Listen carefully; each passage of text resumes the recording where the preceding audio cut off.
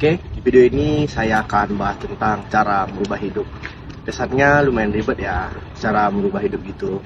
Dalam kita merubah hidup ini biasanya ada dua kata yang sudah dilontarkan baik kita sendiri, teman-teman kita maupun orang tua kita yang menurut saya berbahaya kalau salah diartikan.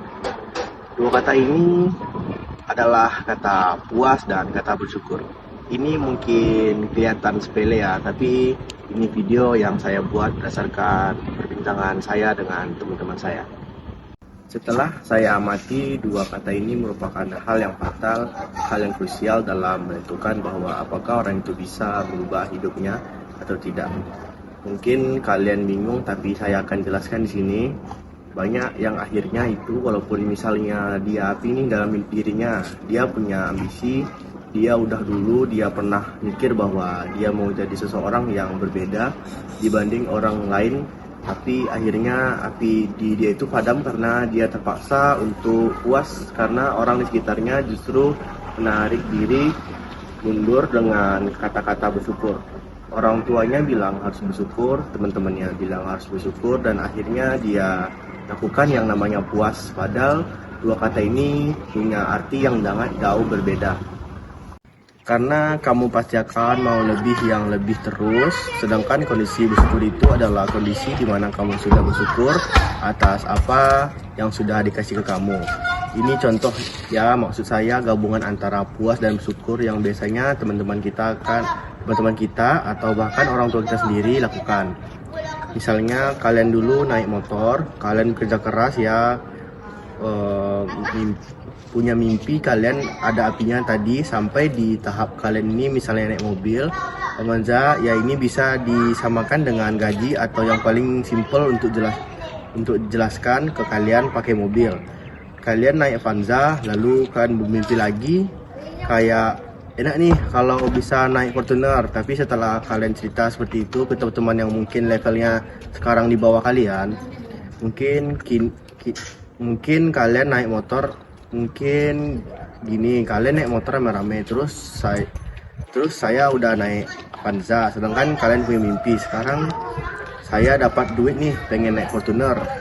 Teman-teman kalian pasti akan bilang kamu harus bersyukur karena kamu sudah naik Avanza, kenapa harus Fortuner, kan yang penting sama-sama mobilitas. Kamu dipaksa bersyukur sama teman-teman kalian yang sebenarnya itu naik motor. Mereka akan keluarin kata-kata seperti bersyukur sekarang udah nggak kepanasan lagi, dan akhirnya kamu dipaksa puas karena kamu berpikir ya juga ya, dan mimpi Fortuner kamu yang dikubur dalam-dalam ini adalah senjata orang yang di belakang kalian. Kalian harus hati-hati. Saya ngerti orang tua mau selalu yang terbaik untuk kita, tetapi kadang apa yang terbaik untuk mereka itu bukan yang terbaik untuk kita. Ini adalah senjata di sekitar kita, justru narik ke belakang dengan kata-kata bersyukur. Saya bukan bilang di sini bahwa kita harus serakah dan nggak pernah bersyukur. Saya itu bisa bersyukur waktu saya pertama kali dapat kerja, saya masih naik motor dan hujanan, yaitu dapat 1,5 juta sebulan. Saya sangat bersyukur dan saya senang bisa makan nasi uduk di pinggir jalan. Tapi apakah saya puas? Tidak.